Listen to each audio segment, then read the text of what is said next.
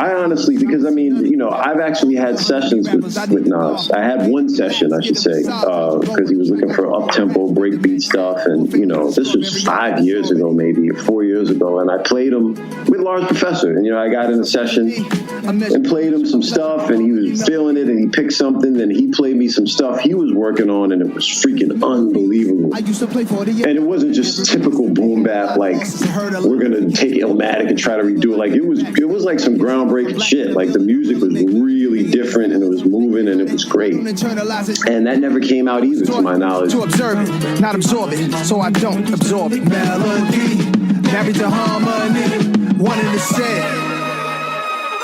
I think, you know, but someone with Nas's cachet, and he's financially seems to be all right.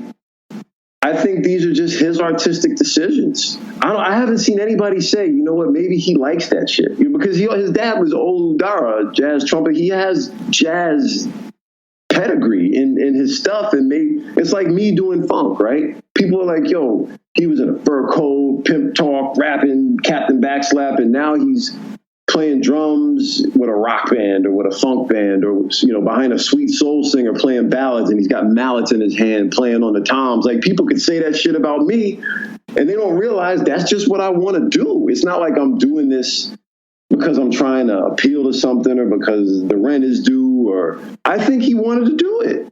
And when you look at it that way, it's like, okay, people think he's gone off the deep end, but all the criticism I saw, nobody said maybe he wants to do it and we're not feeling it, but he's feeling it. Like, nobody's stopped to think that maybe he wants to do that shit, you know. But it's like, I sat with him in the session, so he talked about like the 90s nostalgia, and the ghost of Illmatic is hard to ignore. And it's always going to be there, and it's probably best that you ignore it, because you're never going to top that, because you have all this shit. And then nostalgia is a motherfucker, because it's not only the music, you're up against their memories. You can't beat that. Like, somebody who was high school in the back of their friend's car listening to an album, smoking weed, got the chicks, cutting class, go to the Wiz, pick up the album. Those are the best times of their life. So the music's the soundtrack to that. So even if you came back and made an album that was technically as good as that, now if they're married to a nagging wife, got 2 badass kids, fucked up job, mortgage is late, child support payment, your life is all fucked, your cholesterol's all high, shit is all fucked up, you're all washed up shit. Like, you're not going to have the memories.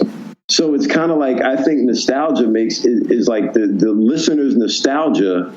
They want you to take them back to that time, when really all they have to do is pop in an album from that time. Because even if you make something reminiscent of that, it's not going to feel the same. They might say that's dope, but it's not going to feel the same. Being totally subjective, has he had some questionable beat selection or made some questionable artistic decisions? In my opinion, yeah, of course. You know, but I think also, you know, just me being an artist, I know that if I was under the ghost of one particular record, I would just be looking for anything to find something new. You know what I'm saying? Like, I'd be trying to find a rebirth, and I'd be experimenting my ass off. That's just artist to artist. Like, most artists I know, their worst nightmare is living in the past and being stuck. Like, that's the absolute worst possible thing. And you can love and respect your past and revere it and be proud. I'm proud of all my work, but you ain't gonna see no TBTs for albums I made 20 years ago, because I have no interest in going back there. They're all available on Discogs or Spotify or eBay, and pick them up. I'm happy it impacted you positively. You know, people hit me up with questions, I answer them, we talk about it. It's great, and I'm flattered.